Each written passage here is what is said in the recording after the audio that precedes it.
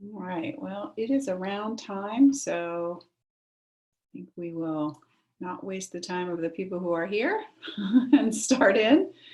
Welcome, everybody. This is the financing short and long term during COVID-19 session that we're doing as part of the Catalyst 2030 group and series. And I'm delighted to be here. My name is Kathy Clark. I am faculty director for a center based at a university in North Carolina in the US. It's Duke University, and our center is called CASE, the Center for the Advancement of Social Entrepreneurship. We have focused on defining and building the role for social entrepreneurs for over 20 years. We're the first academic center ever to focus on social entrepreneurship. And we also have a fairly significant program in impact investing called CASE I3 that I run. And so we are delighted to be here with you today, not so delighted about the circumstances and the difficulties that we're all facing due to the COVID-19 pandemic, but also very aware that those of us that support social entrepreneurs really want to find ways to be helpful. And we've been really active in that. And so that's what brought me here today. I met Drew through another set of calls that I was on a few weeks ago and realized that we could possibly be helpful to this community. And so I'm happy to be here to facilitate a little bit about what I know, but also more of a discussion between and among the people on the phone. So welcome. My first question is just a little bit to find out kind of who you are. And we could use the chat to do this, or we have such a small group. I could unmute you and we could actually talk a little bit. There you go. You're unmuted if you want to be. And how many of you are for-profit entrepreneurs? Anyone? There's a hand. So there's one. I can only see a little bit. Let me change this so I can see a little bit more. How many nonprofit entrepreneurs? We only have 6 people anyway, so. Okay, a few. Why don't you just tell us, maybe you can tell us why you're here and what is it about funding? What's your main question? That would be hugely helpful. Either type it into the chat or unmute yourself. Yeah, go ahead, Rolf. Oh, welcome to myself. I'm happy to be here. I have an interest in learning more regarding funding. I know we have a dual purpose. We have both for-profit and also charity. So we are kind of in both camps. And sometimes that's a little bit of a challenge because some investors we speak with, you know, they stress us, you know, what exactly are we sometimes, you know, and think that we have some ulterior motives pretending to be charity when we're not. But I just a brief summary. Our let's say hub of Eco Hub is called Home to Live, and it's an extensive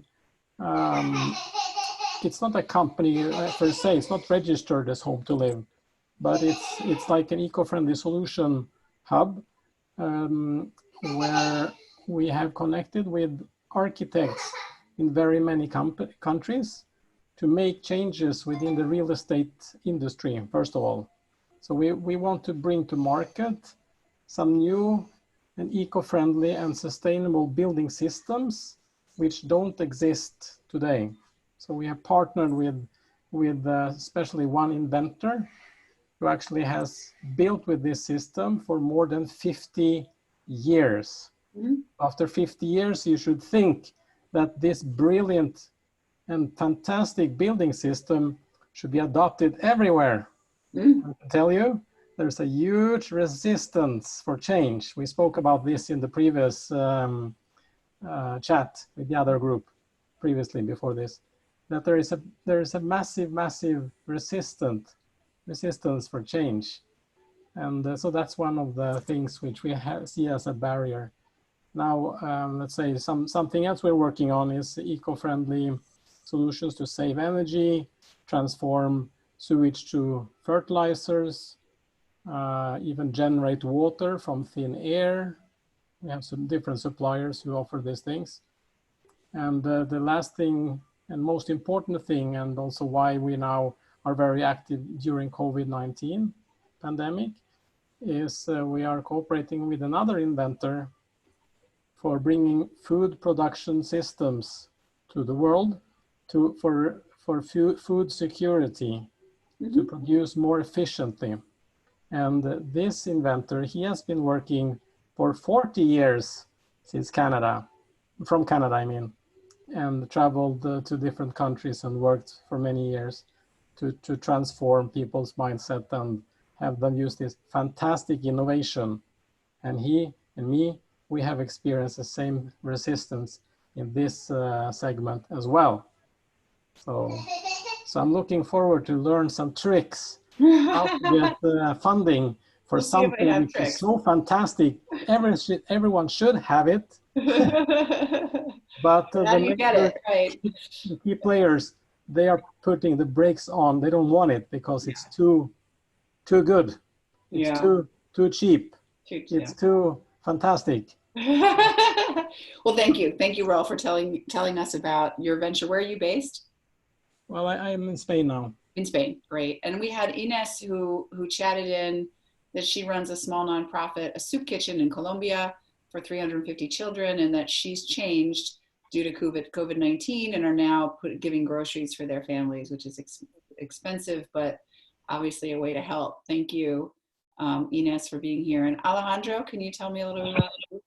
Yes, I am the founder of an NGO named Trabajo y Persona here in Venezuela.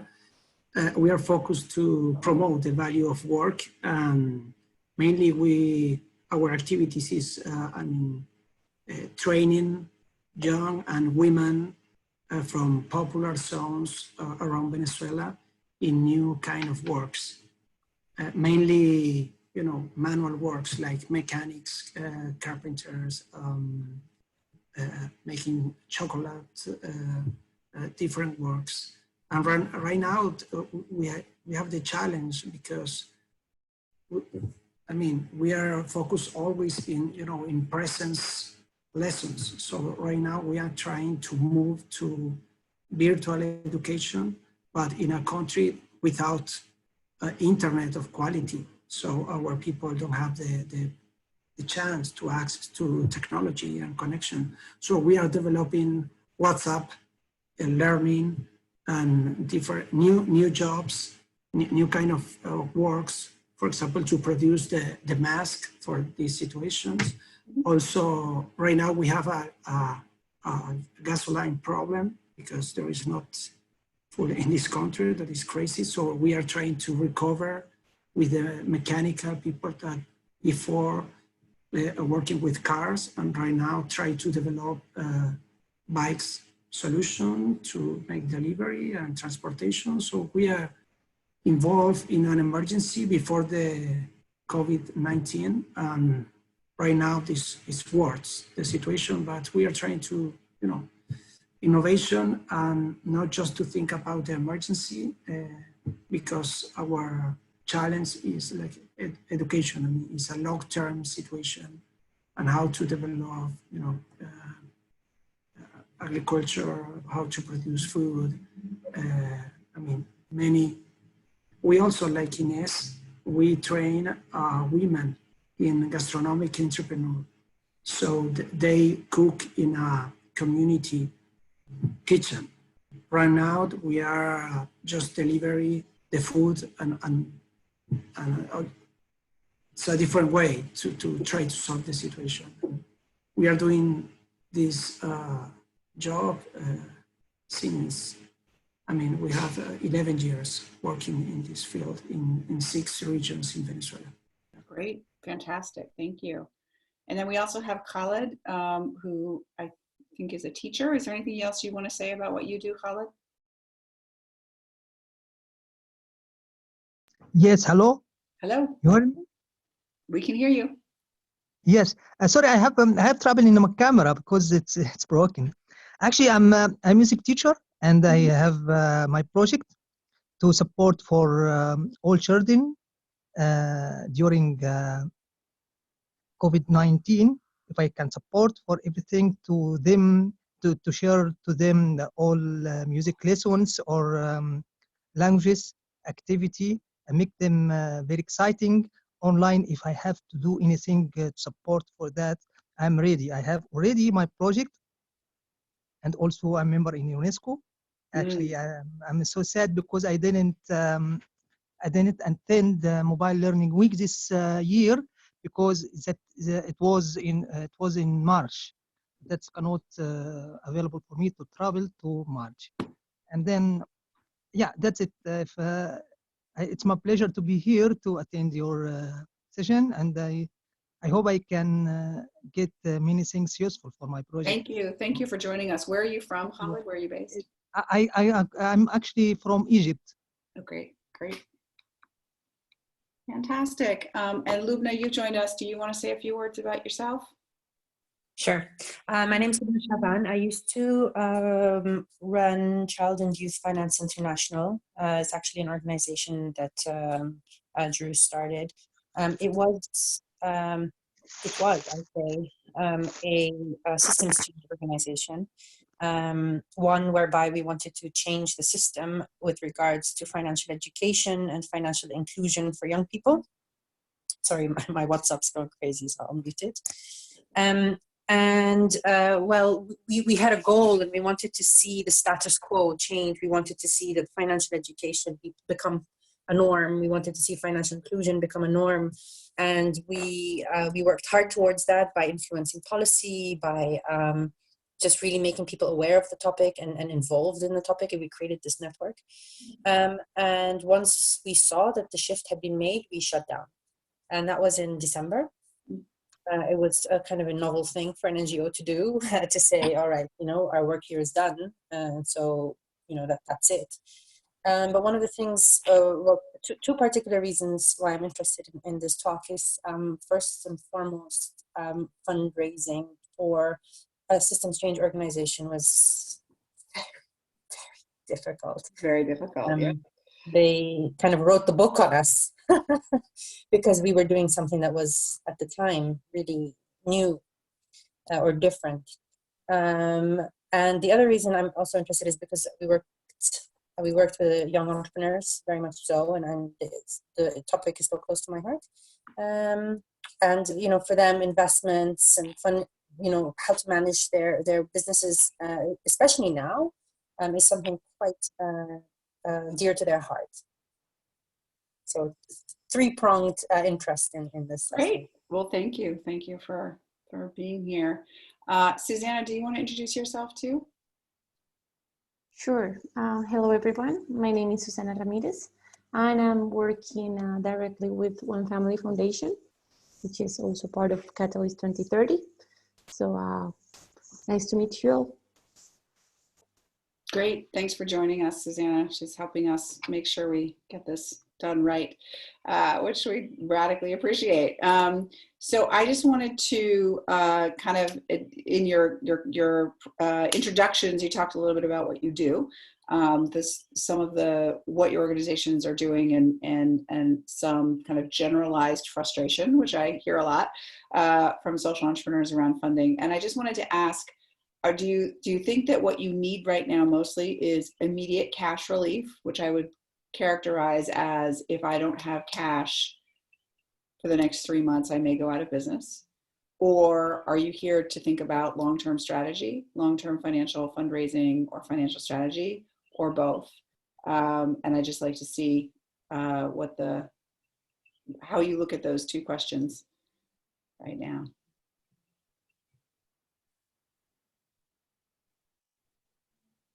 Yeah, Rolf? I feel personally, for me, it's both. Okay. And most people I speak with, connect with, it's both. I don't think there is many around which we're connecting with worldwide, which see things only long term. I think some are like from today till yesterday, from today to tomorrow, which are now in some very desperate situation and think, okay, what on earth You know, there is no income, there is no sales, there is no handouts, there is no nothing. What now? You know, desperation is kind of the key. But when we see past that, let's say for our organization and what we do, it's long-term planning and long-term working, which is our wish. But we need some injection, some boost, some fuel, you know, to get going big time. So if I may, I have like a small plan how to do this. Hopefully we will engage the world. So we are trying to raise now, set up a crowdfunding campaign with musicians participating from all over the world. Not famous ones, but those who are, let's say, regular, which are experts. I mean, they are good, but they are not cash rich.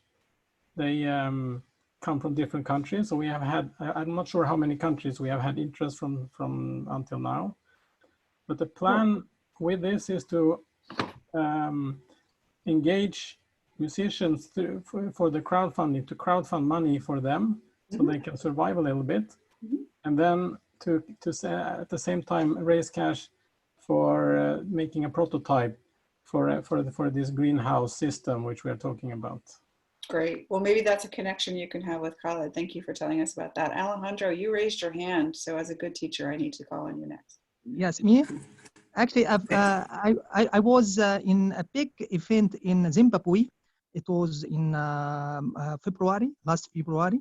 It's from United Nations with the government of Zimbabwe. I was contacted with some ministers of education there in Africa. And also I contact with the global organization in Africa, for example, in Uganda and Mozambique. And they need actually the music curriculum to add my project there.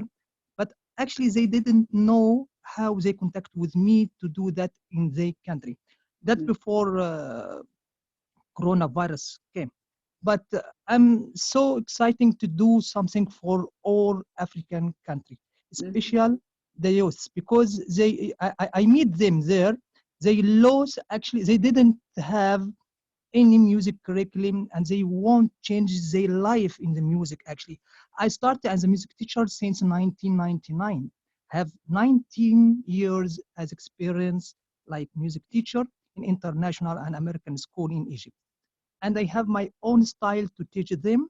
And also I have my project multi-language because I'm talking more than 8 languages. I see by myself I can be able to support them, but I don't know how. I need global organization to support me to add my project for those people in Africa, especially Africa, because I'm sure they need my project there. Great, thank you. And Alejandro? Yes, I also think that we're working in both because, I mean, this is a special situation about COVID-19, but we don't want to betray our mission. So how to build a long-term financial strategy, because we are already working with the European Union or different donors and international cooperation.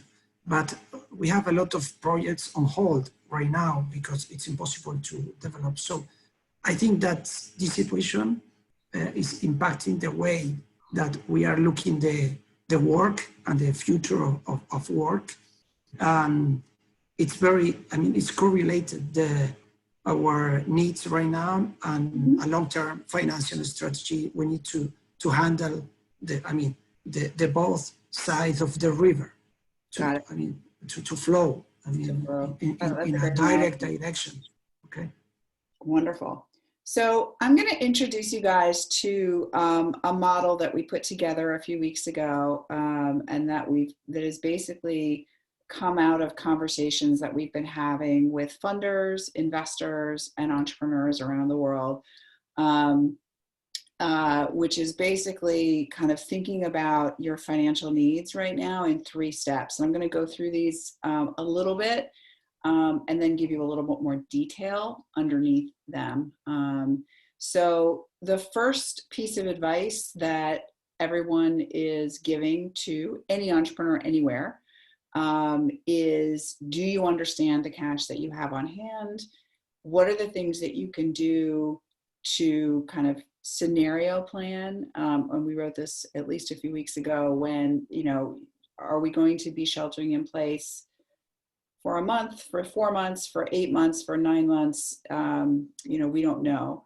A lot of the advice coming out of the funder community, coming from Skoll and Milagro and others who fund social entrepreneurs, were, please show us that you have at least considered what could happen if social distancing lasts pretty long, lasts 12 to 18 months before we have a vaccine. And you may not feel like you can be in business until then with what you have now, that's okay, but show us what that would look like.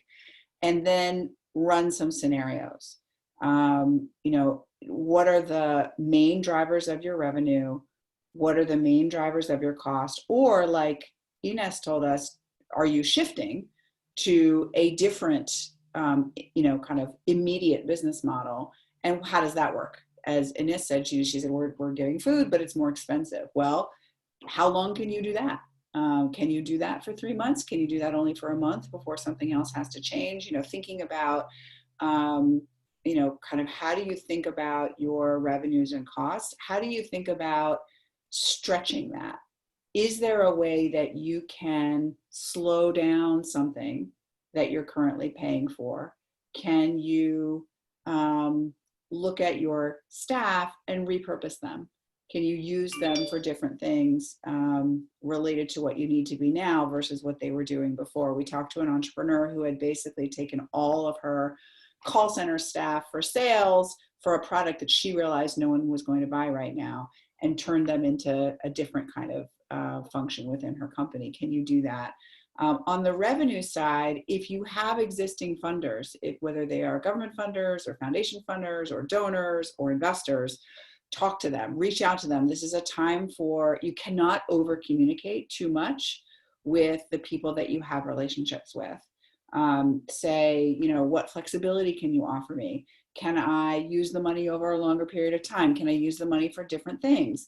Could I unrestrict some of this money if some of it is restricted? If you have a credit line, could you extend that credit line so that your 3 months of cash could become the equivalent of 5 months of cash? So just this kind of immediate reality, which I think often larger social enterprises have a much easier time with than smaller ones, where the founder is really concerned and really close to the ground around what the population needs, but isn't as comfortable kind of putting hard numbers on paper and adjusting them. And so that is, kind of one of the really critical first steps, is just understanding where you are and how, and what are the most important things you have to do? How do you communicate them with the stakeholders inside the organization and outside? And how do you kind of understand what window you have? When we talk with for-profit entrepreneurs, it sounds like Rolf might be the only for-profit entrepreneur on the call. What we say is, you need to know what this is and convey this to investors very quickly, because you need to also understand that if you're trying to raise investment capital, if you're trying to raise capital that needs to be returned, it's probably not going to you're not going to raise it very easily over the next 3 months. And so you must have a 3-month cushion to give yourself the room to either close or initiate conversations with investors. Let me go through the other two and then I'll stop for questions. So the second phase, once you kind of know, I have 3 months, I have 4 months, I have 2 weeks, whatever it is, what is the immediate cash relief that might be available to you now because of COVID-19? And so, there are new forms of relief available by geography. So governments or individuals or corporations have put together relief packages, grants and loans, but a lot of the loans are what I call light loans. They're forgivable, or they're no interest, or they have just a few strings attached, but they are not as restrictive as most other loans.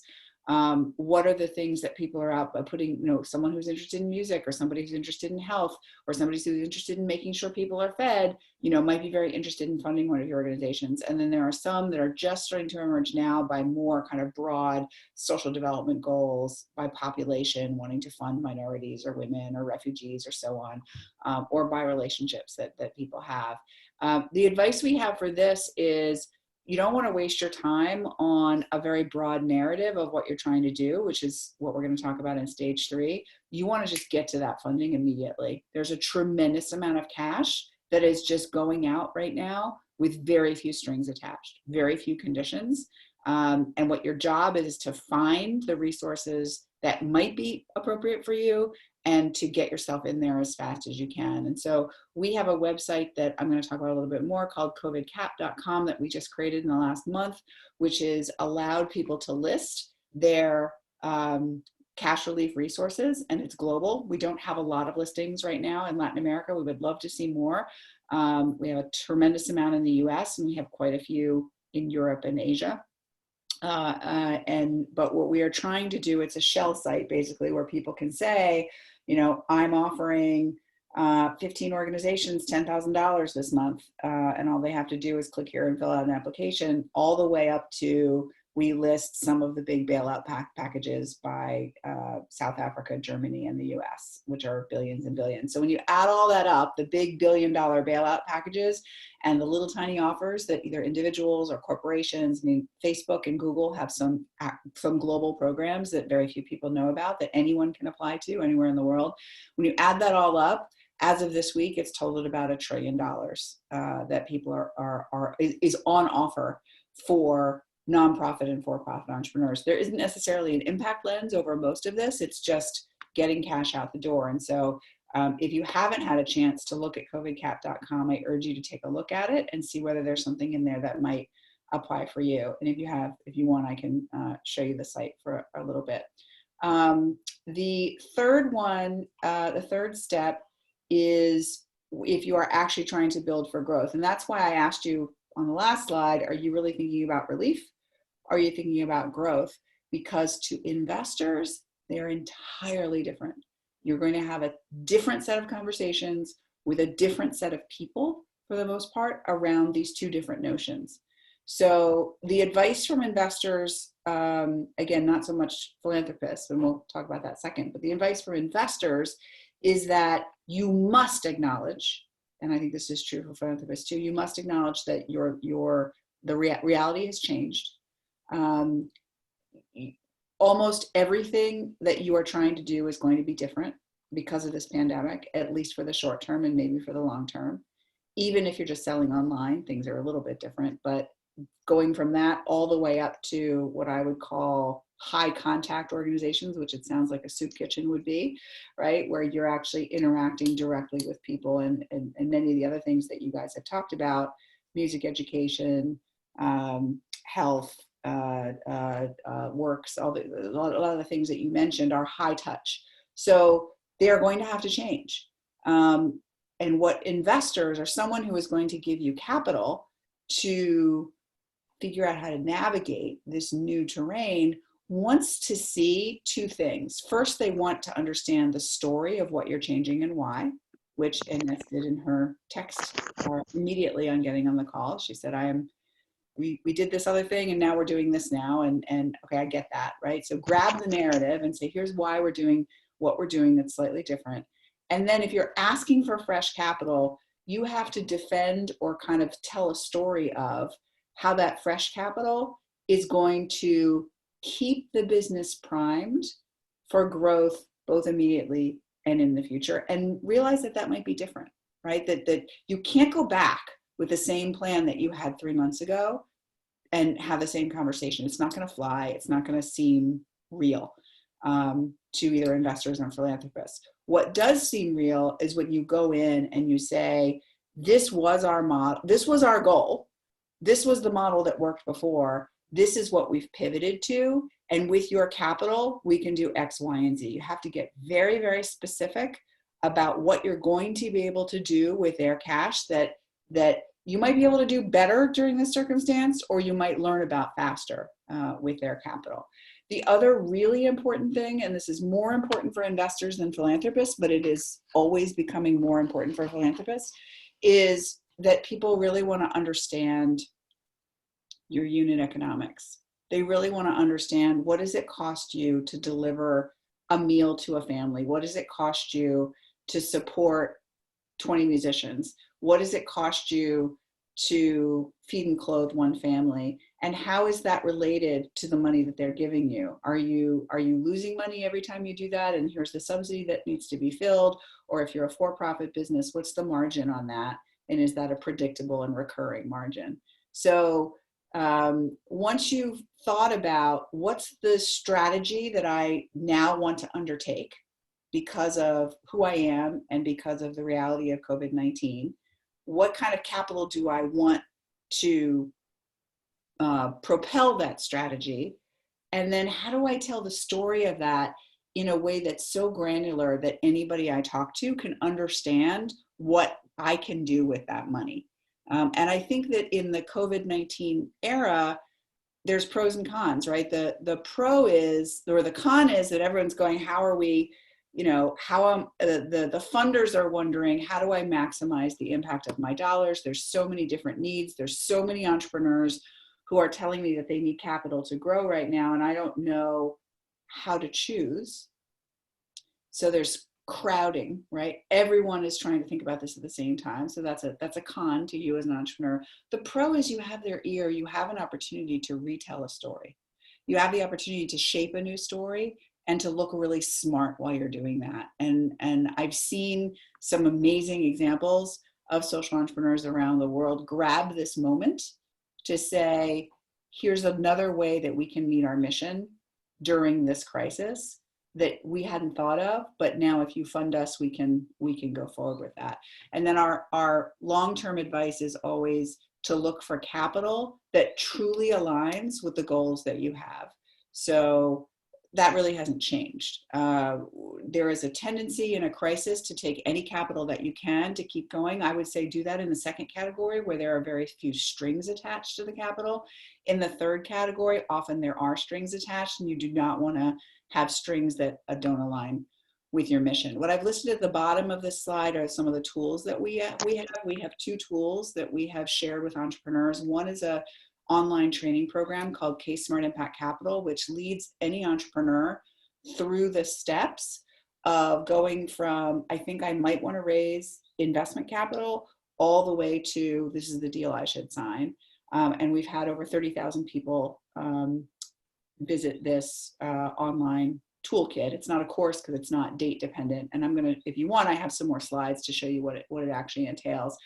And so what we did on this slide is showed you, if you wanted to run scenarios for your cash, we have templates for that inside Case Smart Impact Capital, where we actually show you a video for 3 minutes and you enter some data, and then another video for 2 minutes, and then you enter more data. So really making it easy for you to then create a cash model that any investor or any philanthropist or funder would understand. COVID Cap, as I mentioned, is a separate site. It's completely public, where you can go in right now and search for resources. So why don't I stop there for a minute and see if there are questions or comments, and then I'm happy to go on. I have more things prepared on kind of where investor mindsets are right now, and some more information on what's inside Case Smart Impact Capital.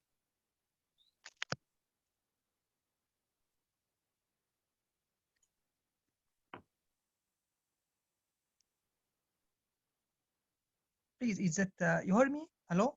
Yes, Khalid, I can hear you. Yes, yeah. Please, how we can contact with your email, business email? Is it in the website or? My email, my personal email, I'm happy to put in the chat. Or link it in, if you have account, and link it in.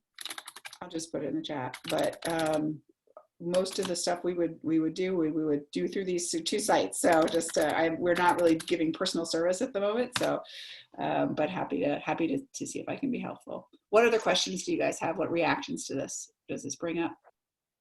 Yeah, because I can share with you the program what I have.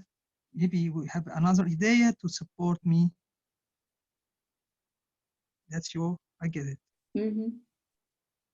Rolf, Alejandro, Lubna, Ines, any comments or questions?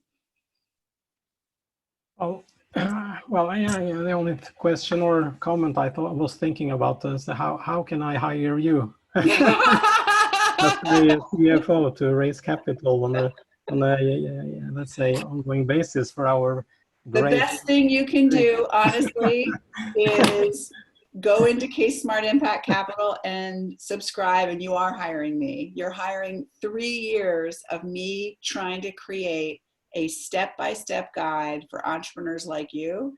To give you background on it, we ran an accelerator for 5 years. We had funding from USAID, which we were very grateful for. It was to work with entrepreneurs in Africa and India who were addressing low-income populations around health outcomes. So impact entrepreneurs, for-profit, nonprofit mix. It was a 5-year accelerator, which is unheard of. The relationship with every entrepreneur was 3 years long.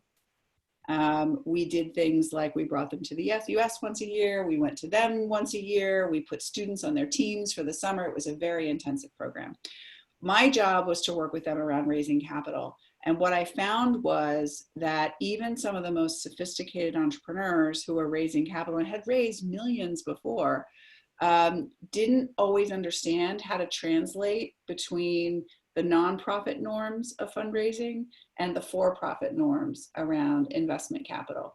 And they didn't know things. There was a very distinctive lack of knowledge of what investors were telling them, and almost kind of an embarrassment. I had one entrepreneur who used to be a director at the Acumen Fund, and I thought surely he would know the basics of some of this, but he didn't. And it became clear when he was negotiating that he didn't understand the terms that in this case, I think it was the government of Canada was offering him. And he completely flubbed up the deal. He called me later and said, well, what should I do? And I said, it's too late. You called me too late. You can't renegotiate these terms now. That should have happened 3 months ago when they first gave them to you. And so we realized that there were steps in this process that investors took for granted that entrepreneurs would know how to do. And of course they don't. And honestly, to be very honest with you, many of the investors didn't know how to do them either. And so we thought we need to lay this out. We're not going to embarrass the investor because they don't like that, but let's lay this out in such a clear way that any investor or any entrepreneur can see what the steps are and can agree on kind of what they need to do. And so that's where we did this. As I said, it took us 3 years. It's video-based, it's tool-based. I'm happy to give you a little bit more information on it, but that is the work that we put together. So because I am not replicable all by myself. We had a special for COVID-19. We allowed people all over the world to register for free for our site. And 2,000 people signed up in the 2 weeks that we allowed them to do it. And together they have downloaded our documents over 100,000 times in the past 3 weeks. So we know this works and we know it's helpful. So I can't recommend that more highly to you, that was a long plug, but I wanted you to understand it's not about a product to us. It's about really what's the best way to help everyone navigate. And the thing is, it takes time. And so we give this in a 6-month license so that you can actually work through what is my strategy? What do I actually trying to do? How much cash do I need to do it? How do I decide the right capital? Is it grant capital? Is it debt capital? Is it some of these newfangled, there's all these weird new forms of impact investing vehicles that impact investors think are so cool. And the entrepreneurs are like, I don't know what that is. Whatever it is, I'll take it. And then you end up, with a balance sheet you don't like. How do you find the investors that actually match what you need? And we have databases and links to things all over the world. Thank you for the applause. And then we have, and you have your hand up. I'll call on you in a minute, Lubna. And then we have a guide to actually the deal. So the deal making process. What is due diligence really like? Where do you have power? Where do you not have power? How do you speed it up, slow it down? What terms matter? And how do you actually manage the relationships with investors? And there's so many things in there that we uncovered. We interviewed thousands of entrepreneurs and investors to kind of say, how do we organize the lessons into something that other people can benefit from? Lubna, you have your hand up. Should I call on you?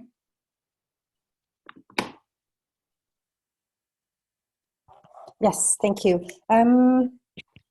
maybe this question is a bit too niche. I'm not sure, but you know, I mentioned earlier that we were working, you know, with young entrepreneurs, you know, and I mean, young entrepreneurs trying to get investment from investors is already hard enough. Of course, you know, you hear a lot about the tech dudes in their garage, etc. But we're really talking about young people, you know, in, you know, Myanmar, who have a farm and well, not a farm, but for example, a machine that makes juice, and their business is actually doing really well. And they just need that little bit of injection to then buy that second machine and so on. So, you know, how do young entrepreneurs, you know, work with investors is a very loaded question. But I think what's really top of mind right now is how it's gotten even harder. What is already hard has probably gotten even harder. Any tips or hints that I could share with them if they ask? Well, it's an interesting question, because I feel like, what's your definition of a youth entrepreneur? Tell me that first. Under 35. Under So typically they're around 26, 27. Okay. I don't think youth is the factor that matters most. What matters most to an investor is that they have confidence that the money that they are giving to someone, they know what it is going to be used for, and that the communication loop that comes back to them is going to be clear. So part of what you learn to do is you learn, once you've made contact with an investor, you get permission from them to update them. Almost no investor makes a decision the first time they meet you, right? They're going to be testing you. They're going to be saying, is this person trustworthy? When they say they're going to email me, do they email me? When they say they're going to reach out to this person, do they do that, right? There's a whole kind of, it's not articulated out loud, but there's a whole confidence building thing going on, because I'm going to give you money and I'm expecting it back. And so I have to know that you're trustworthy. And so what we advise people to do is get permission from those investors to start sending them updates in ways that they can see, oh, if I were affiliated with this organization, I would learn side along them. And I think that can be really, really powerful for a younger entrepreneur who might be, you know, in a tech field or in a non-tech field, but doing something that the person doesn't have a window into through their regular life, but wants to learn about. Is this going to be someone who is going to teach me as they go? That can be of huge value, and kind of showing that you can be that kind of thing, and showing that you're nimble around reacting to what's going on, which is, you know, really the theme underlying these 3 steps, right? Is how adaptable and resilient are you? And can the investor or the funder see that and have confidence in that? Lumna, does that help? As a first? Yeah, I think so. I'll pass that along. I think where I know a lot of entrepreneurs suffer is young entrepreneurs. That is in this profile, you know, is well, when it comes to bank loans and stuff, it's collateral, right? But when it comes to investors, usually investors are looking for something that's already really quite established. I think, you know, somewhere between seed and, you know, big venture capital. So I think. Well, I feel, yeah, I feel like that's a different problem, right? So the problem of what kind of capital is appropriate for what stage of venture is another kind of general problem in the field and often it's entrepreneurs who think they are investable before they actually are. What does investability mean? And do they know what that means, and can they articulate that? We have a tool in one of our modules, which is called a Growth Diagnostic. And what it is it's a Excel spreadsheet, and you go through it and you answer questions with examples. It's not like a 1 to 5 scale. It's, are you this or this or this or this? And it spits out for you. You can do it in a half an hour. It spits out for you, here's where an investor is going to think you are. You are not stage 4. You are stage 1.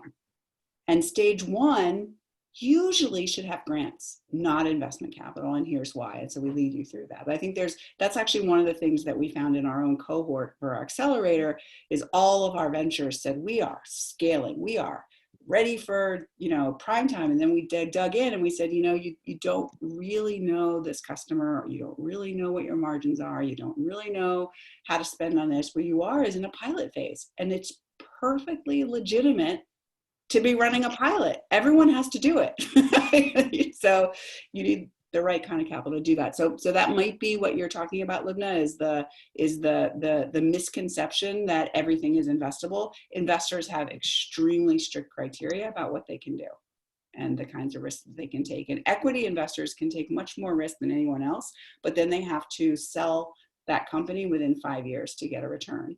And many ventures don't want to do that. And so we also have a tool, it's called a type of capital comparison tool, where you answer a few questions and it tells you which types of capital are most appropriate for you. Let me see what slides I have. Let me see what I had. I have some slides here on case smart impact capital. So let me just go through this. So this, we worked with a lot of people to build it, and we're working with a lot of people who are using it.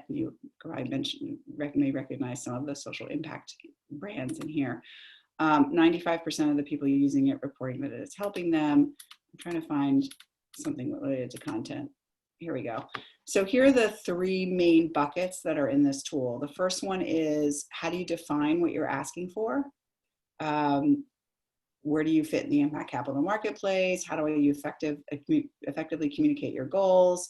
How do you deal with impact measurement? How do you project your finances to know how much money you need and when? And how do you really become adept at speaking to your financial model? This is another difference that we often find between the nonprofit entrepreneur and the for-profit entrepreneur. Is the nonprofit entrepreneur who is kind of trying to move into investment underestimates the detail that an investor needs to know about your financial model. I had one entrepreneur tell me, it's like, when I go to a philanthropist, they look at my model and they click once on everything. They're like, tell me about that, tell me about that, tell me that. And the investor like triple clicks. He'll ask a question, and then he'll ask a second question, and then he'll ask a third question. And unless I either have the answer or know how to get the answer, I can be caught off guard. Second one is, how do you target the right investors and the right capital for you? What are the different financing options that are available? We have 13 different types that we list. What are the best ones for me? And how will it affect the next round? So a lot of the capital, a lot of times you think very short term, I just need anything I can get right now. And you don't realize that's going to affect how someone views your venture the next time you need to go out and get more capital. How do I search for potential funders? What are different ways to do that? How do I actually do my own triage about how well they are aligned with my needs? There's all this stuff on the internet about how investors, filter out what they're looking for. And we're like, no, you need to filter out. You need to know what these investors are good at, what they are not good at, and what the relationship is that they want to build with you. And then the other thing that we have people do, and it's very simple, is we have them model out. If somebody calls and says, I'm going to offer you a 7% recoverable grant for $150,000 or $750,000 for 10 years, how do you know whether that's a good thing to take or not? You have to model it out, and you have to see what your ability is. Does that fill your cash need? Do you have the ability to pay that back on the scale that they are doing, or is that going to hamper you from future growth? And we have a step-by-step guide to how to model out the offers that you get. The last thing we have is on the close side is all of the ways that you engage with investors. So all the way from, and I always emphasize this a lot, and I emphasized it before, how do you tell the story that investors need to hear? I will say the biggest mistake that I see in the social entrepreneurship field, and we do coaching to some of the biggest accelerators now through this program, is when I say, give me a 2-minute pitch on the capital that you need, what I get is a 5-minute pitch on what they do. And as an investor, I only need like a sentence on what you do. What I need to understand is, how do you make money? How does the money come back? And does the capital you're looking for match the kind of capital I have? That sounds really, really brutal, but there's an art to that. How do you build and maintain the relationships with investors? What are the ways, especially now, if you can't go to conferences, what are the things that you can do? How do you approach and manage due diligence? What are the things that you have to have on hand? What are the things that you can negotiate about when people ask you for? Where, as I said before, where are the things where if it's taking too long, it's a signal and you might not know. How do you understand and negotiate term sheets? What are some of the do's and don'ts? And we have a whole guide to working with lawyers. How do you cheaply get the kind of legal advice that you need during the due diligence process? And then how do you manage once you have a deal? How do you manage the relationship with investors? And we have a guide where we actually interviewed investors and entrepreneurs about things that went wrong and how they wish the communication had gone between the investors and the entrepreneurs. So, you know, a very robust tool. If you sat down on a weekend, you could probably go through the whole thing, but there's about 30 hours in it if you can kind of pick and choose and run around and look at different stuff. And everything's downloadable. So I hope you'll take a look at the K-Smart Impact Capital tool if you're considering investment capital, or even considering upping your game on philanthropic long-term capital, because that can help. The other tool I wanted to mention was covidcap.com, which is the site that I created overnight a few weeks ago, and it looks like it. It's not pretty, but it's very functional, where you can search by geography. It starts with continent, then it goes to country, and then it goes to region and city. And you can see the different kinds of capital that might be available for you. As I said, we are very full in some areas and much less full in others, but we're trying to build that out. And for every listing, there's a link, says what it is, says if it offers grants or loans, if it has links of other things, that's listed as well. And so you can fairly quickly, in about 15 minutes, figure out what's relevant for you and if there's things that you can apply for. I do have a few more slides on advice from investors, but I want to stop there because we have about 10 more minutes and see other Q&A that you guys might have. Excuse me, I'm asking about the recorder. Well, maybe you in future we can get it, the recorder of the webinar? Yes. Yes, great. And also last question, please. I can add you in LinkedIn if you have account LinkedIn, because I have many. Sure. Yes, sure. That's the right, your name, Kathy, Kathy Clark? That's the right name in the LinkedIn? Yes. Kathy Clark, or it might say Catherine Clark. I'm not sure. Okay, it's my pleasure to contact with you, and I share with you what I have. I'm sure you will be interested what I have to do to support for all the world. Thank you. Great. Thank you, Khalid. Thank you, Mr. Sayan. Thank you. Kathy, I have a last question, because I mean, for me and many others, social entrepreneurs, that we are the NGO responsibility is how to, I mean, I know that I need to invest time and resources in fundraising activities. And mainly we work with grants, with the charity organizations. Mm-hmm. But I mean, the operations, I mean, day by day, I mean, it's very difficult to invest time. So do you have examples or cases about how to handle this situation?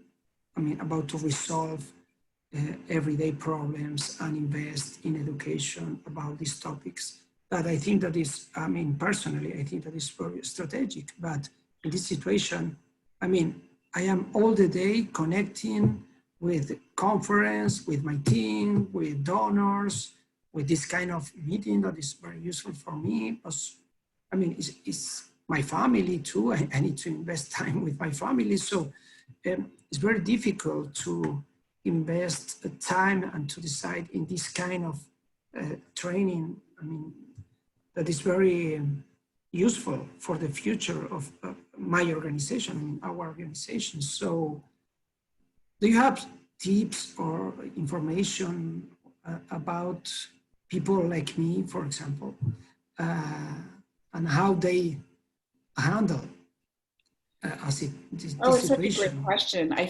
can feel your exhaustion in your question. And I can feel it, and I'm sorry. I wish I could fix that. I don't know how. There is a lot at once coming at all of us. There is more at once coming at any entrepreneur, right? There's no question.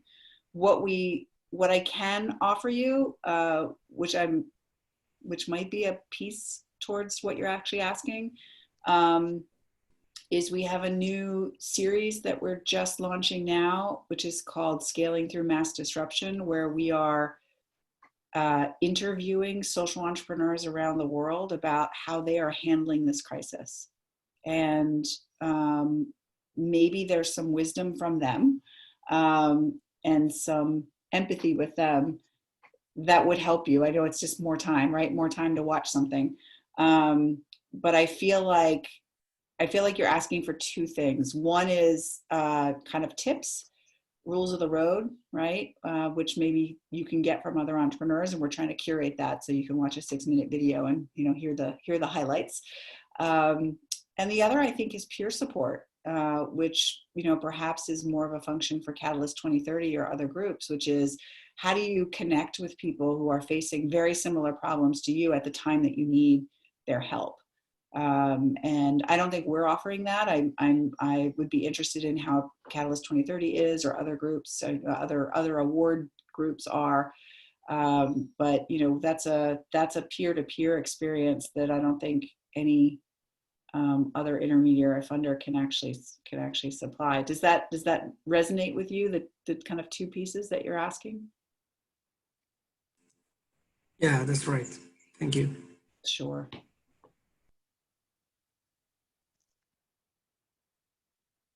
Ines or Lubna, any thoughts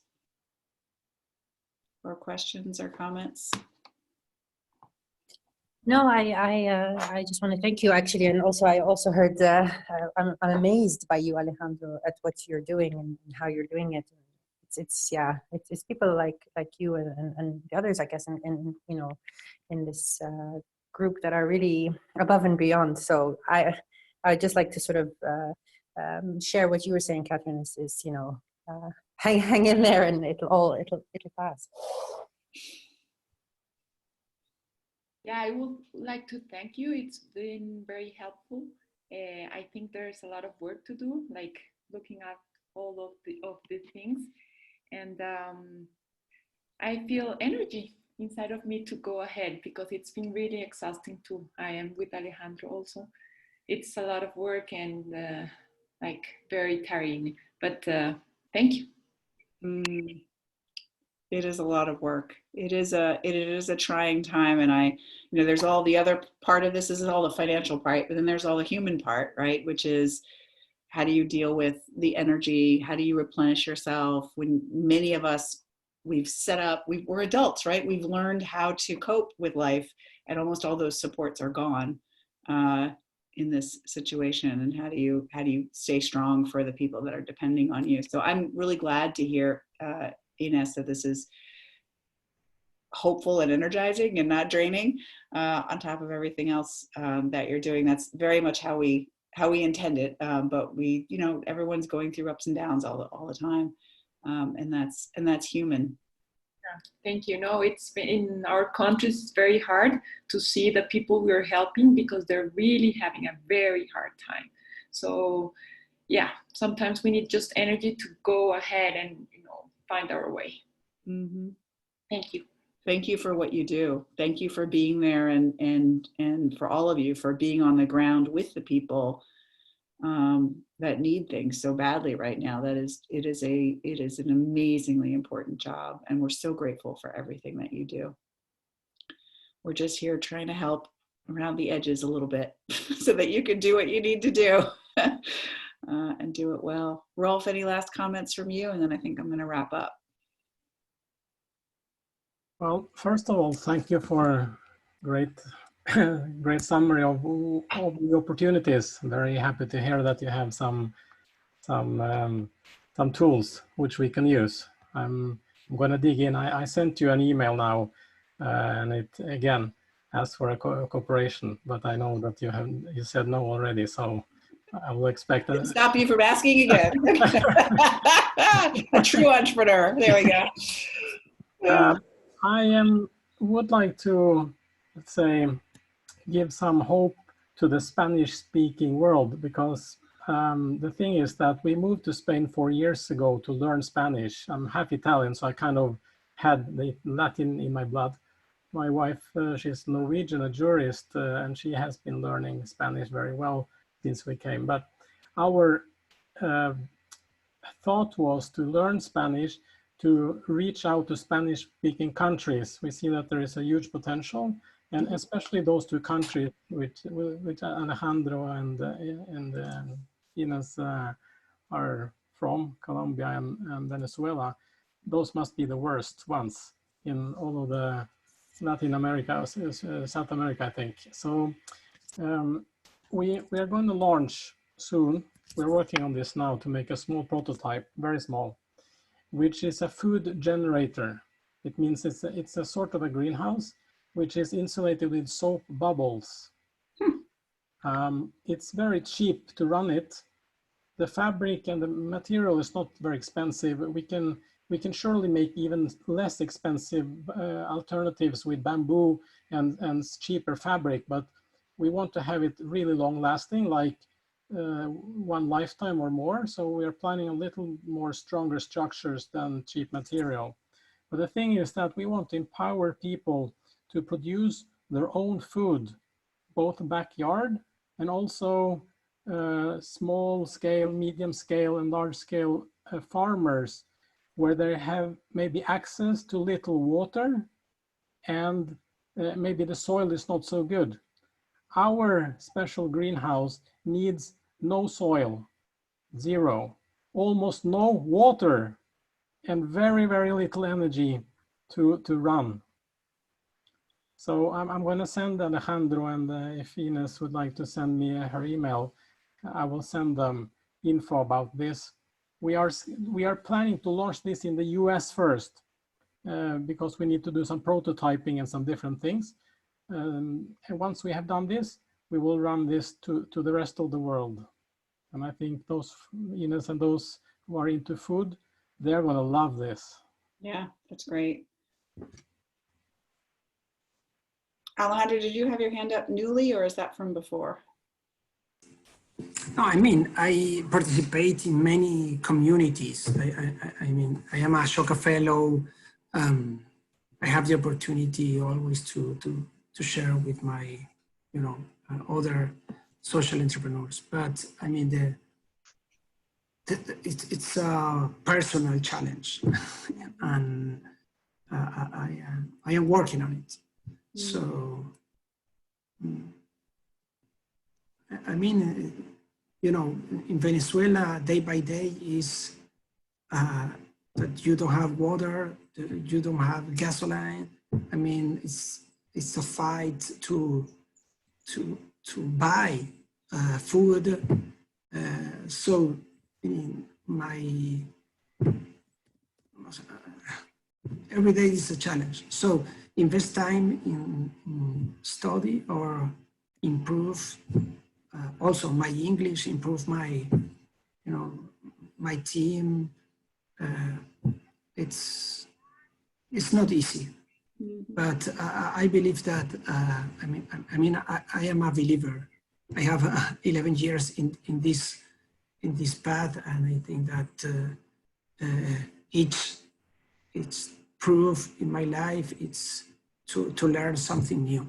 So I really appreciate challenges, because I think that it is part of my life. In this opportunity is a very big challenge. Sure is. I think that together we can move forward and see how to handle and solve. I mean, I believe that if we can change the life of one person, I mean, it's enough. I mean, to bring opportunity for one person. So for that reason, I mean, this is enough for me to move and to continue move forward. We have many contact with organizations, with embassies here. Working, for example, with USAID, for us, it's like, not personally, but for our regime, it's like to work with the devil. So we need to find other ways. I mean, European Union, private foundations, company. We work with L'Oreal Foundation from Paris to teach women it's beauty entrepreneurs, we name that, with Ford Motor Company through Global Giving. So we need to every day make, a financial gymnastic to, to handle this situation, and also to make a lot of innovation about works. Because in India, or Central America, bicycles, I mean, it's normal to find, you know, a kind of transportation for people or to merge. Here in Venezuela, I mean, the government, I mean, it's the gasoline is like a gift, but not anymore. So we need to improve innovation from other countries right now, right here in Venezuela. So it's, I mean, I feel well, but I mean, 24 hours a day, it's not enough for everything that we need to do. So, well, thank you for sharing. Yeah, but your work. I am okay. I am okay. Dedication, which we really appreciate. I'm going to have to wrap it up now as we are over time. Thank you all for joining me from Case at Duke, and also the series from Catalyst 2030. Will be the team there, I believe, will be sharing the recording with all of you, and I hope you'll take a look at the resources, and I wish you the best. Thank you. Thank you. Really appreciate your time. Bye. Absolutely. Thank you. Bye. Bye. Bye, everyone.